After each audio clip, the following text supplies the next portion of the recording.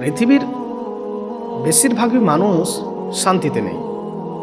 আপনি হয়তো বলবেন যে না, যাদের বড় গাড়ি আছে, যাদের বড় বাড়ি আছে, ওরা শান্তিতে আছে। কিন্তু না, এই কথা যদি বলেন তাহলে আপনি ওই মানুষটাকে জিজ্ঞাসা করুন যার বড় গাড়ি আছে, যার বড় বাড়ি আছে। দেখুন, ওই মানুষটা একটা গাড়ি আছে, কিন্তু সে আরও একটি গাড়ি নেওয়ার চেষ্টাতে আছে। তার একটা গাড়ি নিয়ে শান্তি হচ্ছে না। তার বড় বাড়ি আছে, কিন্তু সে একটা বাড়ি নিয়ে সন্তুষ্ট নয়।